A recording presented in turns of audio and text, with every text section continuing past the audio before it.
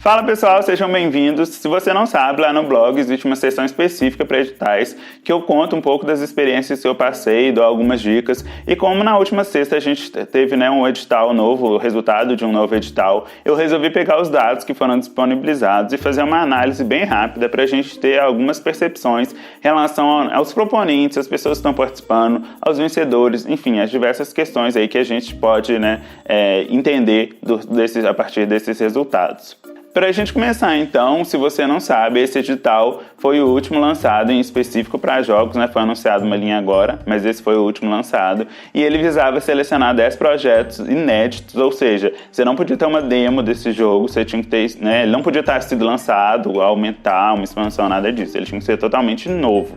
E aí era uma temática livre, e o público do projeto, o público-alvo desses projetos eram adolescentes e pessoas que estão na juventude. E aí fazer um parênteses aqui, adolescência, segundo as leis, vão até de 12 a 18 anos, e a juventude vai de 15 a 29. Então tem um espectro relativamente bom aí de idade que a gente pode trabalhar. Esse edital também contemplava novos desenvolvedores, isso é um ponto interessante, mas que a gente precisa tomar alguns cuidados quando a gente está falando sobre isso. Um outro ponto também que trazia, o Ministério já vem trazendo isso, mas trouxe nesse também questões ligadas à identidade de gênero e à participação feminina na indústria. Por quê? A gente sabe que o mercado de jogos, a indústria de jogos como um todo, é predominantemente masculina, Ainda desde o seu início até agora continua ainda muito forte a presença de homens. Um outro ponto também é a questão do proponente jurídico, ou seja, MEI não entra aqui, não tem esse status, não tem o KNAI específico para os KNAIs que se pede para participar desse edital. E um outro ponto também é que o investimento era de até 250 mil. O seu projeto podia ser um valor abaixo, mas ele tinha um limite máximo de 250 mil reais. Bom, o meu objetivo, basicamente, com isso aqui é apresentar mesmo alguns dados, porque o Ministério, ele divulga uma lista corrida, e aí a gente não consegue visualizar, assim, agrupado isso, enfim. Eu acho que a gente, compilando esses dados, fica mais fácil da gente ver e fazer algumas análises, refletir sobre alguns pontos. Falando de metodologia, basicamente o que eu fiz, eu entrei lá no site, no resultado, peguei esses dados, coloquei numa planilha do Excel, arrumei, porque tinha muitas coisas que estavam bem bugadas, assim, em relação à formatação mesmo. E aí agora eu juntei, compilei, estou trazendo uma análise assim, bem descritiva, não estou fazendo nenhuma inferência, não estou trazendo esse dado em relação ao censo, por exemplo, eu não estou fazendo nada disso, eu só estou trazendo os dados que foram obtidos de uma maneira bem breve, assim, para a gente entender um pouquinho. Então vamos lá, para dados gerais desse edital, a gente teve 144 projetos inscritos, e desses 144 só 10 foram contemplados. Em relação ao estado que mais submeteu projetos, foi São Paulo. Se vocês olharem o gráfico aí, dá para ver, de cada um. E a gente teve 7 UFs, das 27 UFs, ou seja, 26 estados e o Distrito Federal, a gente teve aí 7 que não participaram, não se inscreveram, que foram Acre, Alagoas, Amapá, Mato Grosso, Rondônia, Roraima e Sergipe. Sim, esse dado é interessante porque se a gente pegar os dados do censo, é possível a gente fazer uma análise em conjunto, até mesmo para ver, existem empresas de acordo com o censo nesses lugares, nessas regiões, nesses estados? Quantas? Será que ninguém submeteu mesmo? Enfim, tem questões que a gente pode refletir aí nesse ponto. Em relação também ainda, aprofundando um pouco mais na participação das mulheres por UF, a gente tem que São Paulo foi o estado com maior participação de pessoas que se reconhecem como mulheres. Por que se reconhecem como mulheres? Porque também a gente falou da questão de identidade de gênero e a gente está trabalhando com pessoas trans, estão incentivando as pessoas trans a participarem. Então podem ser mulheres trans, homens trans e travestis. Então é só adaptar a palavra aí para ficar mais específico e mais correto, digamos, falar isso de uma maneira mais clara para todo mundo entender. E aí a gente pegando, foram 9 UFs que não tiveram proponentes que se reconhecem como mulheres, ou seja, de novo, uma indústria que está majoritariamente com representantes brancos ainda aqui no Brasil.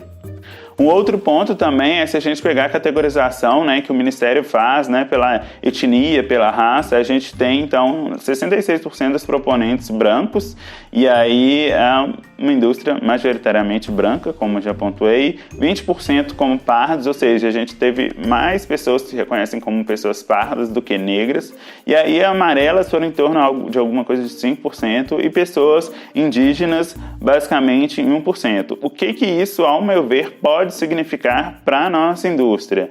Que a gente está com uma indústria majoritariamente branca, o que isso leva a, consciente ou inconscientemente, os desenvolvedores trabalharem muitas questões ligadas às experiências que eles têm como brancas, como pessoas brancas, e aí falando mercadologicamente, como o consumidor está cobrando mais representatividade, mais questões, né, específicas, um discurso que tem a ver com quem ele realmente é, com a necessidade dele. Se a gente está tendo uma indústria muito com um público de desenvolvedor muito específico, a gente pode ter futuramente problemas porque a gente está competindo com um mundo que está cada vez mais buscando trabalhar com um específico, com um nicho, né? Porque o consumidor mudou e estão cada vez querendo questões mais bem trabalhadas, mais específicas. E a nossa indústria no Brasil, pelo menos por esses dados, né, desses proponentes e do censo também, se eu não me engano, não é muito diversa nesse ponto. E aí a gente falando na questão então dos selecionados, a gente foi bem meio a meio, até mesmo por causa dessas questões de cotas, a gente conseguiu, né, fazer uma equação aí bem interessante. Foram 50% de mulheres e 50% de homens, e aí 80% novos diretores. Muito bom isso, né? Um dado interessante pra gente. São Paulo, como tiveram muitos proponentes, normalmente a chance de conseguirem mais vencedores, né, pode ser maior, até mesmo porque São Paulo é um estado que, né, é muito mais consolidado mercadologicamente, como indústria, enfim, N questões que atravessam o estado. E também, se a gente pegar, né, desses 20 UFs que participaram, a gente teve cerca de 35% contemplados, ou seja, em torno de 7 UFs aí foram contempladas. Em relação ao proponente, só trazendo aquela questão, agora pegando como um todo, foram basicamente 30% de pessoas que se reconhecem como mulheres que participaram, e aí chamar a atenção, 30%, um terço basicamente dos inscritos se reconhecem como mulheres. Então quer dizer que a participação feminina na indústria brasileira está crescendo? Não. Calma. Por quê? Se vocês olharem os dados, os nomes das empresas que participaram, a gente percebe que algumas já são aí, de longa data, que já estão consolidadas no mercado, e aí elas podem muito bem ter alguma mulher na equipe e submeter esses projetos no nome dessas mulheres, como se elas fossem novas diretoras. E aí o que a gente está tendo, né?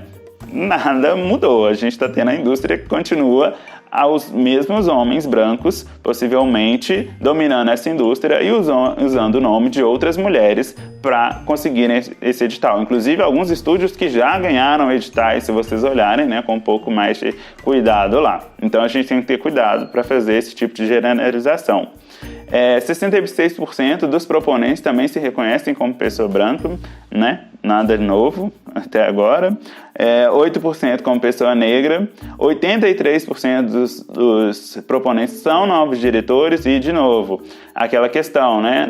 Isso não significa que os estúdios que estão enviando, os estúdios que esses novos diretores são estúdios novos. Não necessariamente, eles podem ser estúdios que já estão consolidados. E aí não está realmente, né, esses novos diretores não são novos diretores no sentido de novas empresas, são só algumas pessoas que nunca entraram, né, nesse cargo de direção. E aí supostamente a gente está vendo aqui que elas podem estar, mas só daqui 2-3 anos que a gente vai saber se elas realmente estiveram, né, nesse cargo de direção.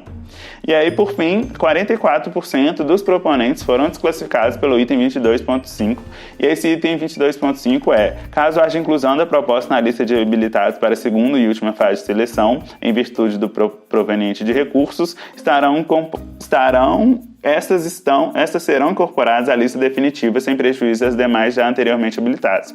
Ou seja, foram habilitadas algumas pessoas, foram selecionadas, tiveram a lista de reserva e tem essas pessoas que foram desclassificadas dentro desse item. Se a lista de reserva lá, ou essas pessoas, né, que foram desclassificadas entrarem com recurso e conseguirem, elas podem ir para a primeira lista de reserva, né? E aí a gente tem mais pessoas aí nessa lista por isso, né? Porque as empresas que foram desclassificadas por esse item, se elas apresentarem algum recurso e esse recurso for aceito, elas têm chance de subir para a lista de reserva. Mas essa lista de reserva aí já tem uns 20, 30 candidatos proponentes, se eu não me engano, então ainda acredito que continuará difícil, né? Digamos. E por fim, em relação às notas, a nota média do país foi de 10,55% e quando a gente pega, né, em relação à maior nota do edital, a maior nota foi 14,73 e foram de 2 estúdios, ou seja, foram 2 notas iguais, foi do Messier Games Animation, não sei se assim fala, e o Horn King Studios,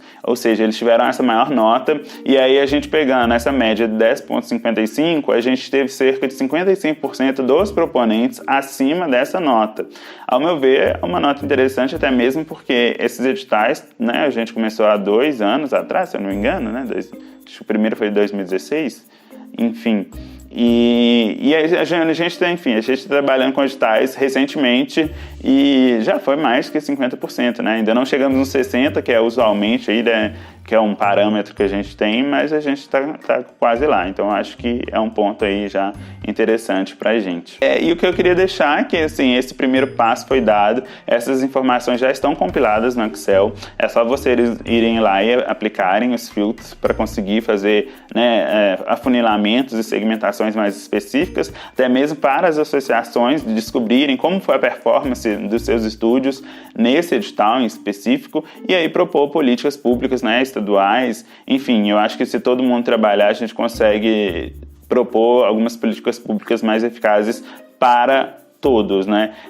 Só reforçando a questão de pessoas trans, a gente não sabe da participação delas nesse edital, não tem esse dado disponível, e a questão também, né, de novo, das mulheres entrando aí não significa necessariamente que elas estão com esse cargo de chefia e vão atuar como, né? Porque a gente sabe, né, que vários estúdios já estão consolidados e podem usar o nome de mulheres para submeter seus projetos e assim trabalhar, né, tipo usar o nome da mulher como nome de laranja para se manter no mercado como mais um edital, né? É só isso, a gente tem que tomar cuidados com as generalizações que a gente pode vir a fazer.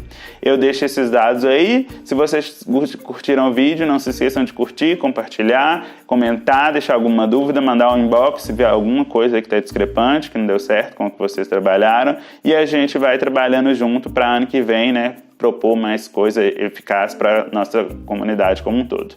Beleza? Ficamos aqui e até mais. Tchau!